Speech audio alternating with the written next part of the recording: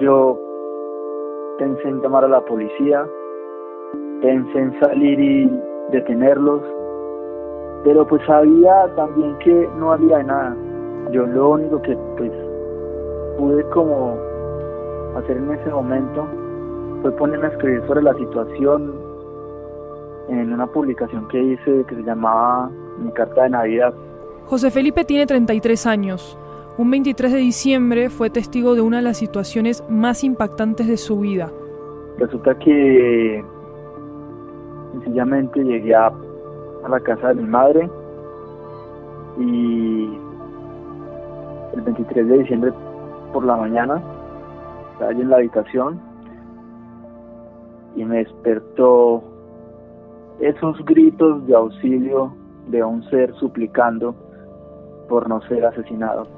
Era víspera de Nochebuena y Colombia se preparaba obviamente para la celebración. Yo en ese momento lamenté estar ahí, pero a la vez me cuestionaba todo lo que me estaba cuestionando. O sea, el solo deseo de no estar ahí, ¿qué significaba? En principio, los chillidos que escuchó José Felipe desde la ventana de su cuarto lo dejaron paralizado sobre su cama. Yo abrí los ojos,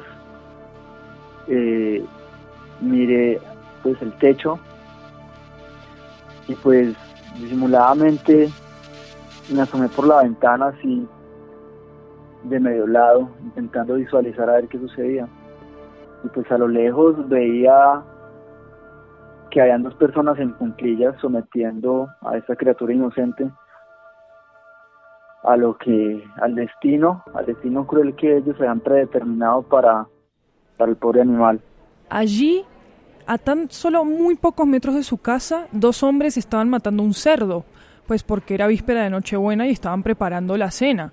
Pasaron unos 20 segundos y 30 segundos, no sé exactamente, y pues el animal dejó de suplicar. Y José Felipe se cuestionó en ese momento por qué, aunque él podía ver la escena desde lejos... Pero también cuestionándome, porque uno puede pensar, si hubiera sido un perro, si hubiera sido un animal como un gato, seguramente yo hubiera salido a hacer algo. Y no solo eso, sino que hubiera encontrado el eco de más personas para rechazar el abuso, para rechazar ese asesinato. Y resulta que pues no lo hice porque sabía que, considerando la tradición brutal de este país que es tan violenta, seguramente si lo hubiera hecho me hubiera encontrado con personas que me hubieran agredido.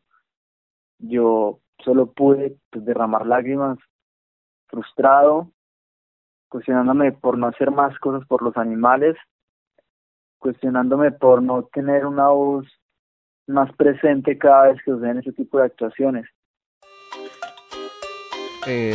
Pues que podría salir mal. Pues que podría salir mal.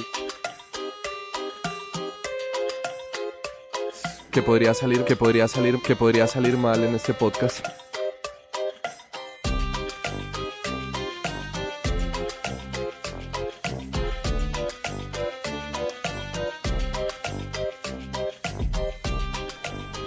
Bienvenidos a ¿Qué podría salir mal? Este es el podcast de la casa editorial El Tiempo, en el que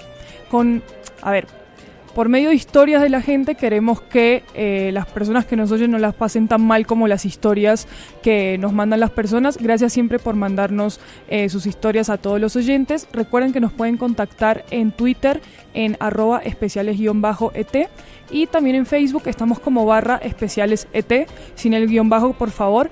Yo soy Maru Lombardo, soy justamente periodista del área de especiales digitales del Tiempo, y hoy me acompaña otra vez la maravillosa María Paulina Arango de la sección de Tecnosfera del Tiempo. Hola Pau, ¿cómo vamos? Hola Maru, muy bien, muchas gracias por invitarme otra vez, siempre es un placer venir. Ay, me honras, gracias, porque para mí no es un placer estar acá, no mentiras. Pau, hoy estamos acá un poquito para cambiar de formato. Bueno, más allá de que te estaba acompañando las últimas veces como periodista, hoy te acompaño también como persona, como dices. Por Dios. Básicamente porque vamos a hablar sobre un tema que, digámoslo, ha sido muy presente en mi vida desde hace 4 años y es el veganismo, ¿no? Exactamente, y justamente el testimonio de José Felipe, que es el chico que nos mandó, uno de los chicos que nos mandó su testimonio para este podcast, es el testimonio de una persona vegana que se ve enfrentada a el asesinato de un ser viviente con el que él de alguna manera siente muchísima empatía y por el cual se siente muy mal, por el que no puede hacer nada. Quiero introducir una breve anécdota que me pasó hace relativamente poco y de la cual no me siento nada orgullosa, pero creo que vale la pena traerla a colación para empezar la conversación. Hace poco estaba almorzando con mi jefa. No vamos a hablar del contenido del almuerzo, realmente lo que quiero decir es que mi jefa me estaba diciendo que ella sentía que el mal de su generación, ella debe tener 30 y pico, 40 años, la verdad no sé, pero digamos que ella decía que el mal de su generación era el malestar del colon, que todo el mundo tenía malestar del colon en su generación y hubo una época en su vida en la que nadie podía consumir un montón de comidas porque tenían colon irritable, perdón. Entonces yo me puse a pensar en cuál podía ser el malestar de mi generación y no se me ocurrió ningún otro que el conflicto de ser vegetariano, justamente. Y quiero explicar por qué. Creo que todo el mundo de mi generación, que empezamos como a meternos en internet desde edades pues muy tempranas de la niñez, pero no somos totalmente nativos digitales, o sea que más o menos los 10, 12 años tenemos como internet, todos nos enfrentamos a estos videos, ¿sí?, de organizaciones como PETA y otras que buscaban como tratar de hacernos dar cuenta a las personas que consumimos carne en muchas facetas, no solamente en comida, sino también, por ejemplo, o sea, no carne, sino productos animales, no solamente en comida, sino también en cuero y en otro tipo de productos, el sufrimiento que le está generando a esos animales por querer consumir los productos derivados de él. Yo nunca voy a olvidar pues el video que publicó PETA en ese momento, del mapache que están degollando vivo pues para hacer una cartera con su piel y ese tipo de cosas. Y cada vez que me enfrento a un pedazo de carne, yo quiero aclarar que no soy vegetariana ni vegana, pero cada vez que me enfrento a un pedazo de carne me vuelve esa imagen en la cabeza todo el tiempo. Que no es motivo suficiente para mí para dejar la carne, totalmente cierto, pero algo en mí, ese video dejó algo en mí, estoy segura que dejó algo en mucha gente, mucho tipo de videos. Pau, ¿tú te has visto enfrentada a este tipo de campañas de culpa? Yo las llamo campañas de culpa. Pues digámoslo que para muchas personas el veganismo, lo que es el vegetarianismo, es quitarse como una venda de los ojos, así lo llaman, y es porque a ti te criaron en una cultura en la que es normal y es corriente ver que se usen los animales para el consumo humano, como tú lo decías, bien sea en alimentos, en ropa, para la diversión, etcétera. Entonces cuando empiezas a leer o a informarte sobre sus usos y sobre lo que conlleva usar a los animales para nuestro consumo, tú puedes tomar la decisión de seguir haciendo parte de la industria o por el contrario tomar una acción que en mi caso es, yo ya no quiero seguir apoyando y yo ya no quiero seguir consumiendo, ¿cierto? Hay muchos tipos de acciones, hay gente que es activista y que constantemente están defendiendo los derechos de los animales, entonces es como eso, uno sí tiene un quiebre entre su consumo normal, su vida cotidiana de comer carne, de vestir cuero, de tomar leche, etcétera, y uno llega a un punto en que, claro, pasa algo que te hace cambiar. El caso que nos cuenta José Felipe no es la escena que lo hizo empezar a orientar su vida hacia el veganismo exactamente, sino que él ya desde hace unos años venía pues practicando este estilo de vida. Hoy José Felipe es activista vegano en Bogotá y nos contó que desde hace 10 años empezó a identificarse como vegetariano y que la forma como dejó de consumir cualquier producto derivado de los animales, o sea que empieza a ser vegano, fue por lo que él llama como una contradicción que él vivió en su vida. Y es una situación que quiero resaltar porque creo que todos los que tenemos mascotas podemos empezar a, pues de alguna manera, identificarnos con esa situación.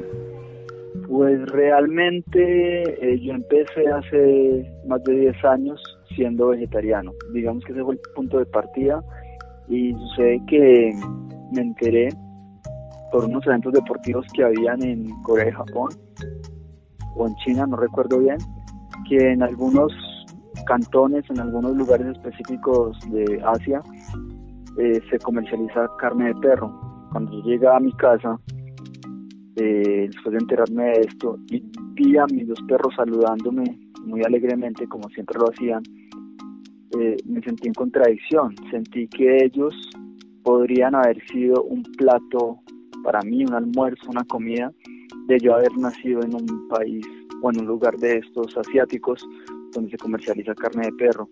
Entonces empecé con esa contradicción a cuestionarme el hecho de que no los estuviera viendo como comida solo por ser perros, y que en contraparte sí veía como comida a cerdos y vacas, gallinas.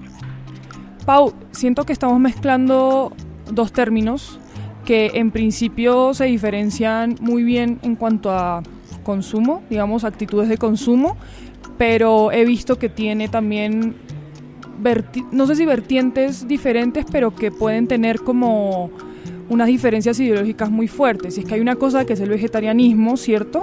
Y otra cosa que es el veganismo. Sí. ¿Cómo es eso? Digamos, el vegetarianismo es lo que lo cubre todo, pero hay un montón de ramas, Okay. Como tú decías. Hay pescetarianos, que son los que solo comen pescado, o lácteo, o vegetarianos, bueno, en fin, hay un montón. Pero lo que nos une en este podcast es la diferencia entre vegetariano y vegano. Y radica sencillamente en que el vegano, o sea, comprende que no solamente es el alimento la principal forma que quiere erradicar en su vida. Okay. O sea, no solo es dejar de comer animales, es dejar de usarlos, es dejar de apoyar, digamos, la industria del entretenimiento, que también los usa. Okay. O sea, no vamos ni a circos, ni a zoológicos.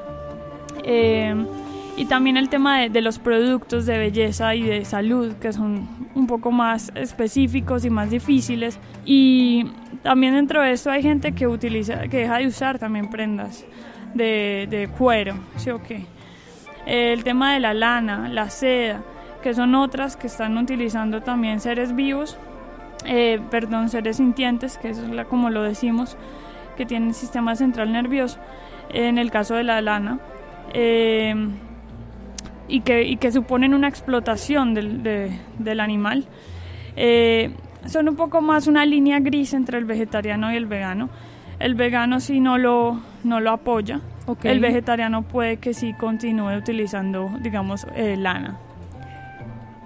Martín Pineda, un activista colombiano vegano de 25 años que lleva 6 meses siendo voluntario de colectivos animalistas en España, también nos explicó de qué se trata el veganismo desde su perspectiva, tanto en el activismo como en la lucha política y como un estilo de vida. Bueno, nada, para empezar, me parece pertinente dar a entender que el veganismo no es una dieta, es mucho más que eso, es una posición política que busca la abolición de la explotación animal y rechaza el consumo de todos los productos animales, tanto en la ropa como en los medicamentos, en productos de aseo personal y cosméticos.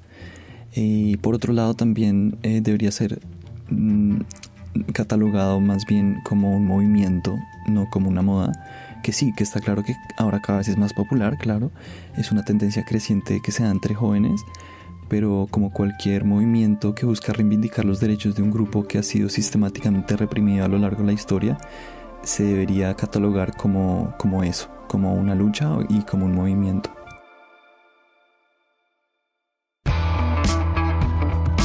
Degeneradas, por fin hablamos nosotras. Escucha también los viernes Degeneradas, debates con enfoque de género.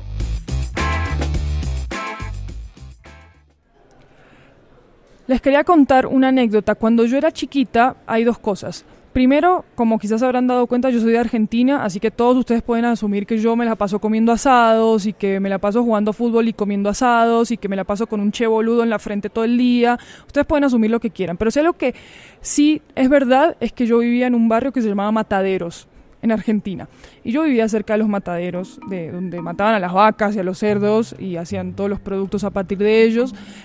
Pero además, mi abuelo en Argentina tenía una finca en la que se dedicaba a hacer productos derivados de lácteos en general. Entonces él fabricaba quesos, fabricaba yogures, fabricaba una cantidad de cosas derivados de vacas, sobre todo. Y cuando yo era muy chiquita, antes de que me fuera de Argentina, eso fue aproximadamente a los 9, 10 años, no me acuerdo, fui a la finca de él y nos invitaron a comer un asado, justamente.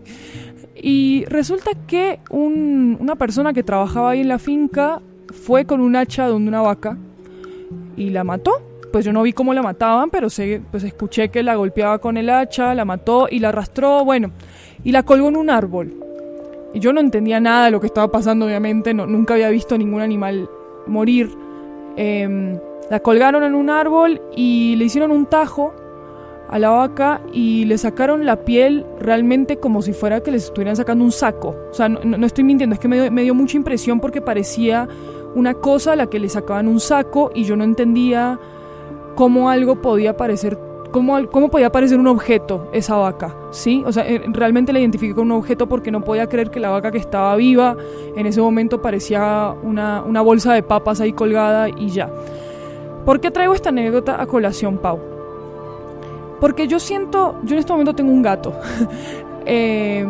Entonces, yo siento mucho cariño por mi gato. Me imagino que todas las personas que tenemos mascotas y las amamos, sentimos un apego muy fuerte y un cariño de protección casi maternal o paternal por ese tipo de animal doméstico que tenemos en nuestra casa. Pero yo nunca me sentiría capaz de sentir ese tipo de empatía casi humana por un animal que siempre he visto como un objeto de consumo. Pero ¿cómo paso yo, digamos, de sentir que un animal es un objeto a que es, por ejemplo, un sujeto de derechos, como lo es mi mascota? ¿Cómo voy a hacer eso si, por ejemplo, hay una cosa que decía Juan Felipe que me resuena mucho, que es que si él hubiera nacido pues en un país asiático, quizás, o por ejemplo en China, puede que estuviera comiendo en uno de sus platos carne de perro. Pero pues él no nació en China, él nació en Colombia. Y en Colombia no vamos a comer carne de perro. Yo no voy a comer carne de perro ni de gato.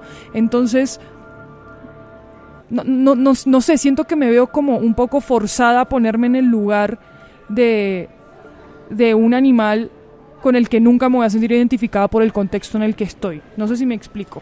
Claro, es que el vegetarianismo y el veganismo están muy mediados por la empatía. Uh-huh. Aunque digamos en mi caso particular es un tema más de respeto, ¿no? Porque yo creo que nadie merece hacerlo, nadie o pues objeto, pues ningún ser vivo merece hacer sintiente, lo que te contaba ahora, de nacer para morir, ¿no? Y para vivir como toda su corta vida en esclavitud y en maltrato y luego terminar satisfaciendo el placer de un tercero, que ni siquiera es una necesidad, es un placer. Entonces, eso me cuestionaba mucho a mí, digamos, y fue como el detonante para yo ser vegana. Yo dije, no creo que eso lo justifique. Y entonces muchos veganos y muchos vegetarianos también lo plantean y es, ¿realmente se justifica esos, 15 minutos de placer que te comes una hamburguesa, doble carne, con tocineta, queso, etcétera? Todo el sufrimiento y el sacrificio de esos animales, no sé, es cuestionable. Entonces, claro, ahí la empatía está muy mediada porque mucha gente ha tenido en su experiencia que toparse con animales llorando antes de ser sacrificados, con ver desde pequeños, cuando eran niños, cómo mataban a un cerdo, a una gallina, cómo le quebraban el pescuezo a un pez.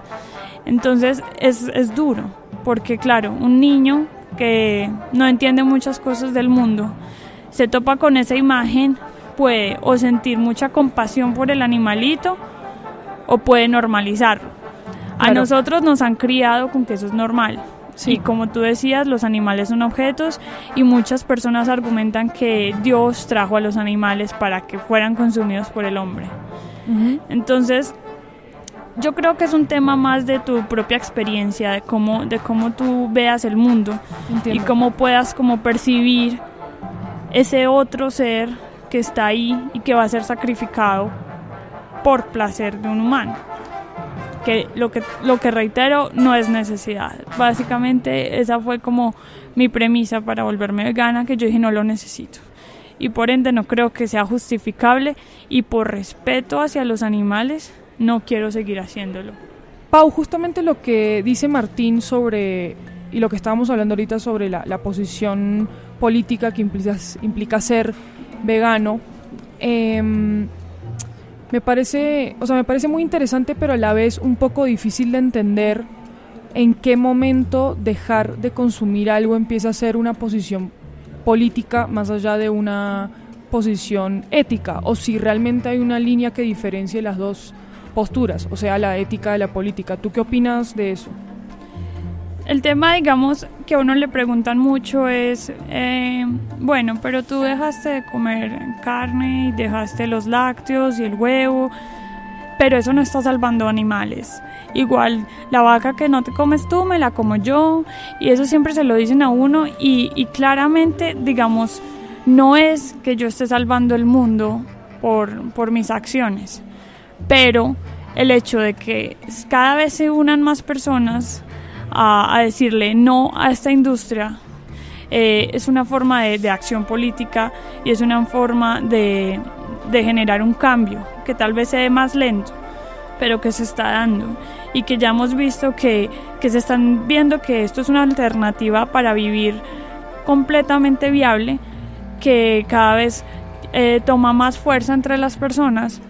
Entonces digamos que en esa medida es como mantener la ideología de yo no quiero apoyar el maltrato animal. Entiendo. Voy a jugar un poco a ser abogada del diablo, pero solamente como para entender mejor de qué se trata, pues, el pensamiento de alguien que está tan comprometido con este tipo de causas.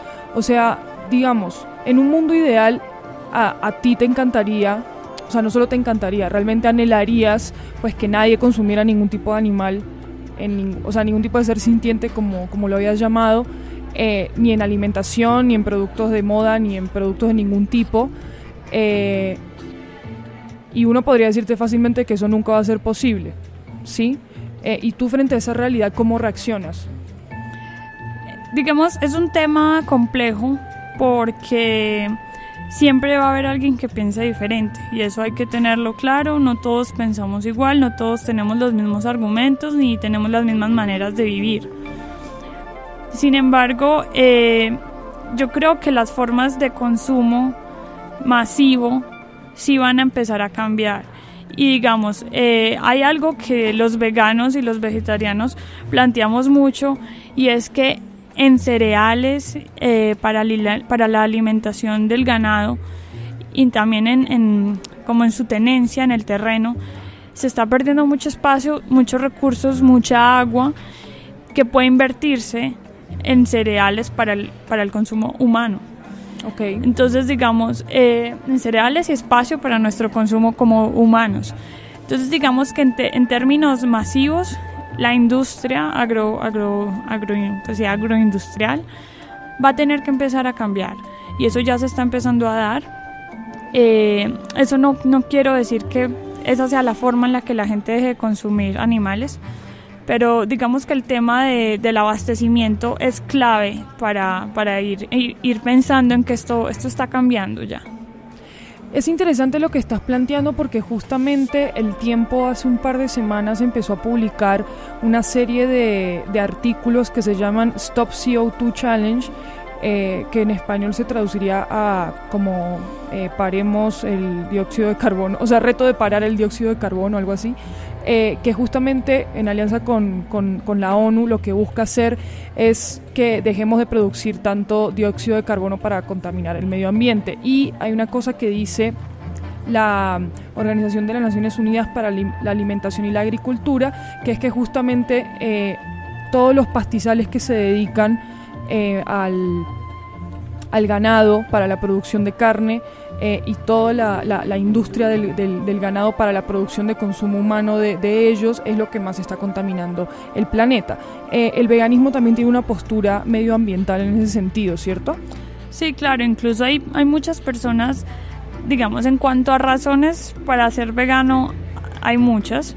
Hay gente que lo hace por el medio ambiente, hay gente que es vegetariana también por el medio ambiente, porque como tú decías, Maru, se está demostrando que realmente el consumo de carne de res es bastante contaminante, y también el hecho de mantener pues a estos animales ahí como alimentándose y engordándose para que sean luego consumidos por humanos es bastante contaminante. Entonces, esa es una de las razones por las que mucha gente realmente está dejando la carne. ¿Y cuáles fueron tus razones por las cuales te volviste vegana? ¿Cuál es tu historia en este estilo de vida? Realmente mi historia no es la gran cosa.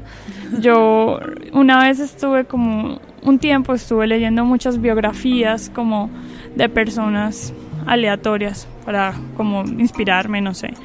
Y entre esas me topé con un periodista y activista vegano que se llama Gary Yourofsky. Okay. Es bastante polémico porque hay gente que lo defiende, hay gente que lo critica, en fin. ¿Por qué?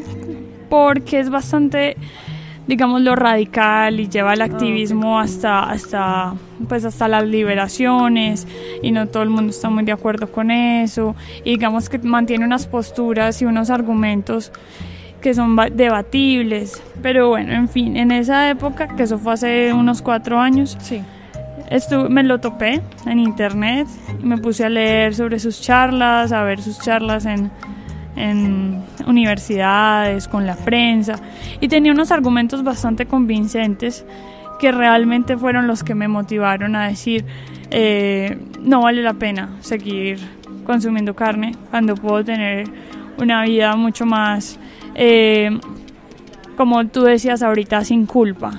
Me puedo sentir más a gusto con lo que estoy haciendo y puedo decir que quiero vivir así y quiero hacerlo. Incluso es bastante fuerte porque la decisión la tomé en un día.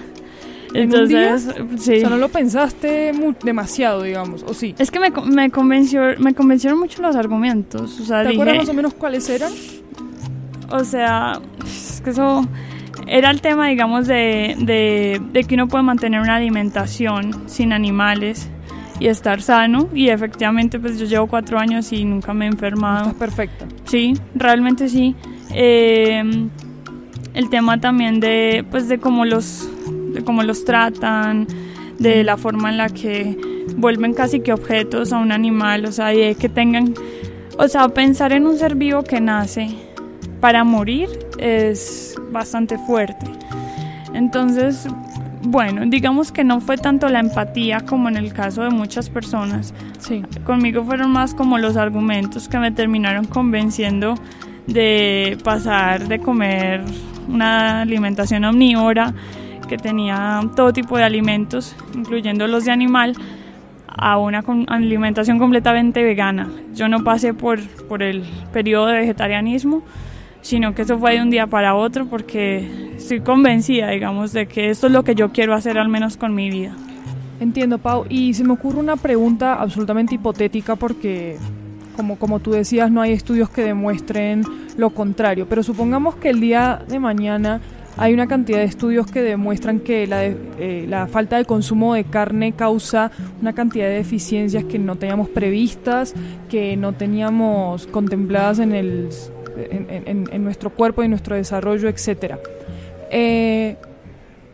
Digamos, si tú te hubieras encontrado con ese tipo de argumentos a favor del consumo de carne, ¿tú hubieras reconsiderado un poco esta postura, o te parece un poco más un tema de la convicción que tienes por la protección de los seres sintientes, más allá de los argumentos que pueda haber a favor o en contra de alimentarse de ellos? No sé si me hago entender. Sí.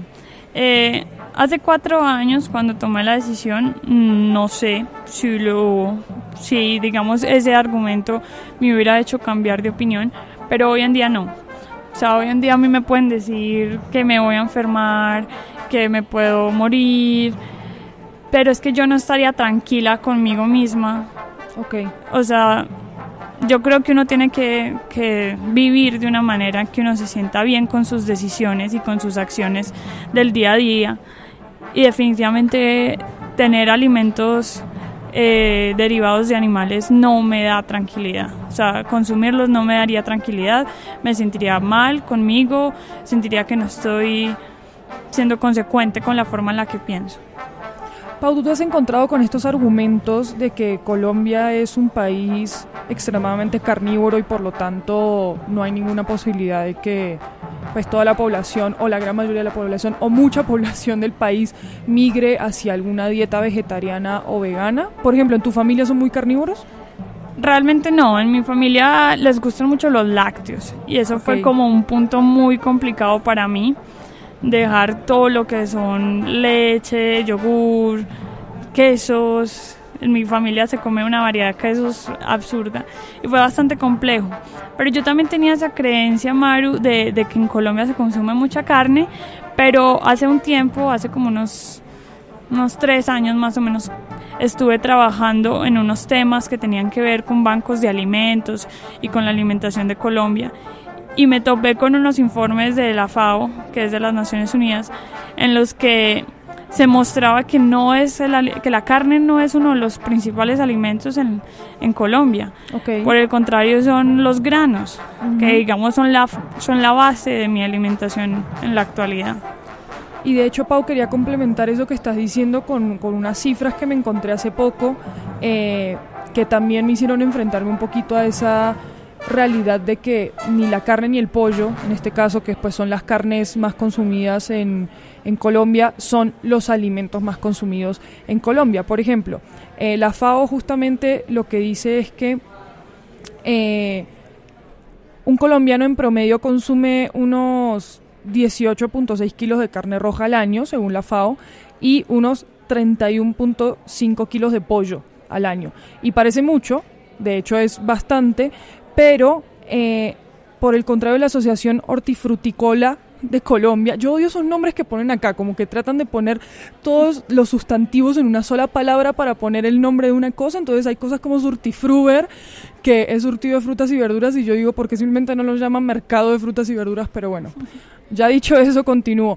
La Asociación Hortifrutícola de Colombia dice que pues en el consumo diario de frutas y hortalizas frescas por habitante se suman unos 91 kilos al año por persona. Entonces eso es casi 3 veces más de lo que una persona puede consumir carne o pollo, según las cifras de la FAO. Entonces, pues es interesante que si uno lo piensa bien, todos los acompañamientos que hay en todos los platos, en la mayoría de los platos, o por lo menos en los platos que yo consumo, ya me voy a reducir el espectro, casi siempre hay una cantidad mucho más grande de granos y de otros tipos de legumbres que de carnes en sí misma. Entonces no es lo mayor que se come en Colombia. Mario, es que hay que tener algo en cuenta, bueno, 2 cosas en cuenta.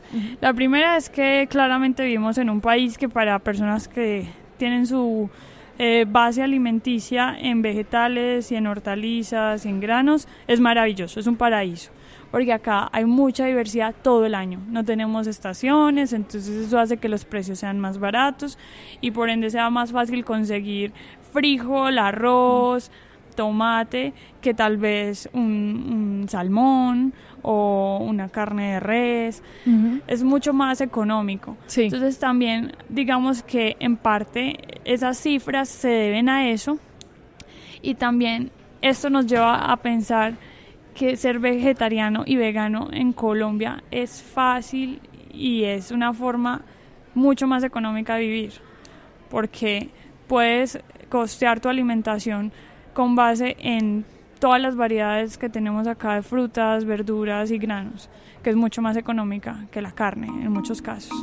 Pero en este contexto en el que vivimos en Bogotá, Pau, en el que vamos a supermercados, yo he percibido que los productos para vegetarianos y veganos son bastante más caros que, por ejemplo, un embutido de salchichas normal, que me puede durar toda la semana, y pues eso da la percepción de que no es mucho más barato tener este estilo de vida. Y de hecho hay una percepción que se vende cada vez en mayores nichos de mercado, por ejemplo Nielsen y la consultora Euromonitor Internacional y todas estas grandes empresas que venden informes de mercadeo en todo el mundo, pues especifican que este es un nicho que se da en personas jóvenes de clase media alta, millennials, no sé qué, bla, bla, bla. Bueno, lo que siempre han dicho sobre el vegetarianismo, claro, y el veganismo, ¿no? ¿Y tú también te enfrentas a esa realidad de los precios en ese tipo de supermercados? Es que hay varias cuestiones a tener en cuenta. Digamos, el veganismo y el vegetarianismo los han vendido como dietas. Y a partir de ahí es como si fuera una elección, por lo tanto un lujo. Entonces, okay, yo quiero como adelgazar, o quiero tener un estilo de vida más saludable, entonces me vuelvo vegano. Yo una vez tuve un jefe que cuando hacía dieta, bueno, cuando necesitaba rebajar de peso, tenía una alimentación cruda y vegana, que eso es otra variante. Ush. Y es que es todo vegano y aparte crudo. Entonces comía muchos frutos secos, muchas frutas, vegetales que no estuvieran cocinados y así. Entonces, claro, si a ti te empiezan a vender esto como que es un tema de dieta, obviamente lo hacen, pues dicen, está anclado a la moda y por ende podemos sacarle provecho económico, que es lo que hacen muchas marcas hoy en día, que lo venden como alimentación saludable y empiezan a vender todo sin grasas, todo sin gluten, todo sin azúcar, todo vegano. Y es bastante costoso, entonces incrementa los precios de los productos. Y claro, una vez a mí una compañera me decía, es que a mí no me parece que valga la pena tomar leche, digamos, de almendras, porque por lo que vale 1 litro de leche de almendras, yo me compro un 12 pack de leche de vaca. Claro. Y tiene toda la razón. Uh-huh. Entonces, claro, para familias de escasos recursos o personas que tengan bajos ingresos, esto no es rentable. Porque claro, dicen, pues compro lo más barato, ¿no? Pero lo que te contaba ahora es que hay formas de tener esta alimentación que están fundamentadas en los granos, en los vegetales, incluso es un poco más sana que consumir alimentos procesados. Pero claro, está la cuestión de si a mí me antoja una torta vegana o una imitación de jamón, okay, vegana, va a ser mucho más costosa. Claro. Puede que cueste, no sé, 15,000 pesos, y el otro jamón o la mortadela de cerdo cueste, no sé, 8,000. Entonces, claro, el tema de los productos procesados sí tienen un mayor precio, pero como te contaba, no es la única manera de tener la alimentación. Claro, te entiendo, pero te hago una pregunta así, abogada del diablo, pero al ras con este tema. O sea, yo imagino que tú has tenido antojos de cosas que tienen productos, claro, no veganos. Obvio. ¿Cómo has enfrentado esas situaciones? Digamos, a veces, yo no te voy a decir mentiras, yo no es que nunca en la vida, no es que nunca en estos 4 años, yo no haya comido nada que no sea de origen animal. Carne no, o sea, polémico, eso jamás. Polémico. Obviamente, algo que en su preparación tenga huevo o tenga lácteos. Muchas veces, la mayoría de veces ha sido por error, pero muchas otras ha sido también no muchas, realmente no han sido muchas, pero yo simplemente como que sí, tengo ese antojo y tampoco quiero como estar totalmente como privada de las cosas. Pero también uno recuerda todo lo que pasó un animal para llegar a ese plato y uno se convence de que sencillamente no lo vale, no lo justifica, y que hay muchas cosas muy deliciosas a base vegetal. El tema es que en Colombia aún la oferta es muy reducida, entonces a veces a mí me da un antojo de pizza y yo como que no sé muy bien qué hacer y me toca a veces aguantarme ese antojo, porque okay, no voy a ir a comer una pizza que tenga queso, definitivamente no, nunca lo he hecho, pues desde que soy vegana nunca lo he hecho y tampoco el antojo me lleva hasta por allá.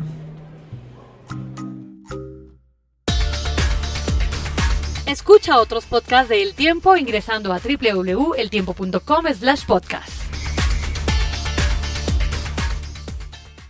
Y es que no se trata de ser vegano como si uno estuviera metido dentro de una religión, una doctrina o un dogma que lo está limitando entre su accionar. Se trata de actuar éticamente. Se trata de hacer lo mejor posible en cada momento. Para mí de eso se trata. De hecho, la definición de veganismo, que es la que está en la Vegan Society, dice que es una práctica en la cual, o un principio ético, con el que se busca alejarse tanto como sea posible de la explotación y crueldad hacia los animales. Ese tanto posible siempre va a estar en el mercado dentro de un contexto. En el contexto que yo vivo, en el contexto que vivimos la mayoría de occidentales y también muchas personas de otras culturas, no es necesario consumir ningún producto de origen animal. Por lo tanto, no es una cosa de si sería capaz, es una cosa de si llegaría a haber la necesidad. Como cuando a veces salen con el tema de la isla desierta. En una isla desierta, si me estoy muriendo, a lo mejor sea capaz de consumir un pez, o a lo mejor no, pero eso no significa que la persona deje de ser vegana por salvaguardar su vida ante un peligro inminente.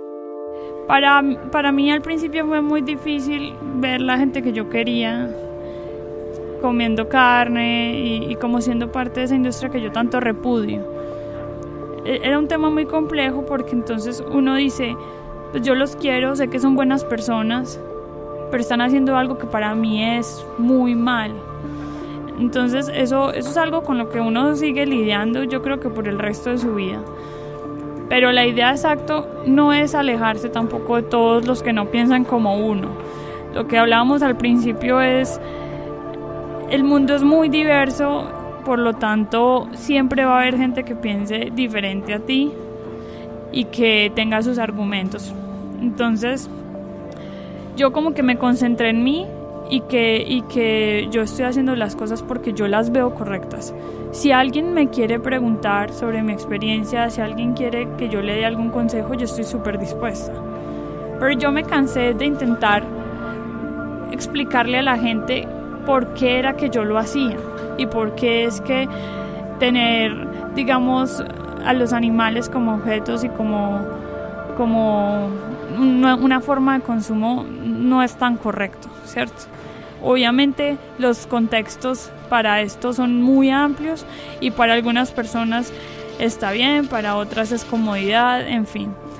Yo admiro mucho a los activistas, yo intenté serlo, digamos, durante el primer año y medio que fui vegana, pero es muy difícil. Uno se está enfrentando constantemente frente a una sociedad que es mayoría y que lo ve normal. O sea, es que el tema es que es una normalización del maltrato animal tan impresionante que es hasta dolorosa. Y yo pues he llorado en la calle al ver, cuando veo a los cerdos colgados en un camión, he llorado, se me han salido las lágrimas.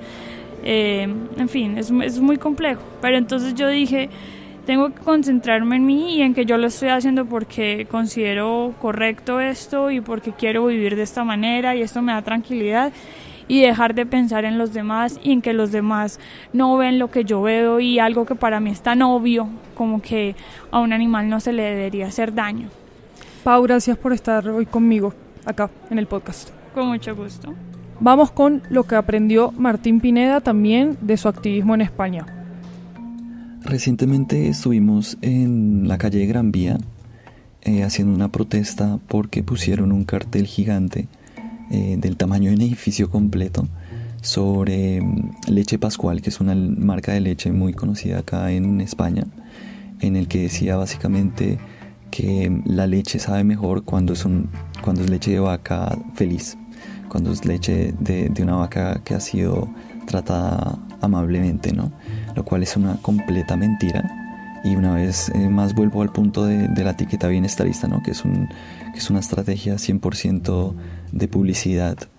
Y bueno, entonces un señor en la calle se nos acercó, nos señaló como fascistas, que éramos una secta de radicales extremos y que queríamos acabar con la cultura, ¿no? Entonces empezó a gritar lo de siempre, que iban los toros, que iba a España. Y a eso yo me preguntaba, bueno, el veganismo no me parece extremo. Lo que me parece extremo es decir que amamos a los animales y aún así le pagamos a personas para que los torturen, los abusen y los maten simplemente porque nos gusta el sabor de sus cuerpos. Y eso fue lo que le dije, confronté al Señor, pero esta persona estaba ya actuando de una manera supremamente agresiva. Nos empezó a insultar y llegó a intimidar a varias compañeras que estaban haciendo activismo. Y en este caso fue necesario intervenir, es decir, hacer casi que una barrera corporal entre el Señor y las demás personas que estábamos en la manifestación. Pudo haber sido mucho peor. Esta persona estaba dispuesta a violentarnos físicamente y en un momento, bueno, nos tuvimos que marchar. Decidimos que no valía la pena el riesgo. Además estaba intoxicado, estaba supremamente ebrio el tipo. Entonces simplemente llegó un momento en el que nos marchamos. Con los casos familiares, pues me enseñó a, obviamente, tener cierta prudencia, cierto respeto. Y a nivel de relaciones cercanas, me di cuenta que es un tema que hay que tocar con mucha alegría. Es decir, que siento que cualquier grupo que tenga un objetivo en común y que pueda llegar a excluirse a sí mismo socialmente puede generar ciertos caudillos, y eso es una autocrítica clara que doy dentro del mismo movimiento antiespecista y pro vegano, y es que tendemos mucho a señalar al otro, a criticar y a apuntar el dedo y decir qué es lo que está mal, en vez de generar un discurso que atraiga, que sea mucho más alegre y que enamore a las personas. Entonces eso fue una de las consecuencias y de los aprendizajes. En el caso del Señor de la calle, hay factores que uno simplemente no puede controlar y hay que saber medir y asumir esos riesgos. En este caso, pues simplemente tuvimos que dar un paso a un lado. La música de este podcast es de Audio Network. Los episodios son dirigidos por mí y editados por mí y Julián Castiblanco.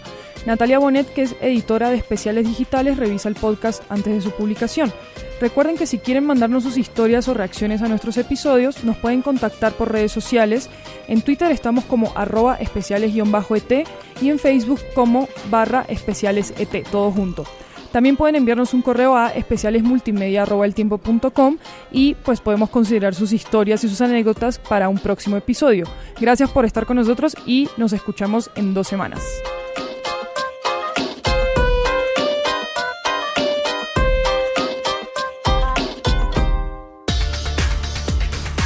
Escucha los podcasts del Tiempo también en Spotify.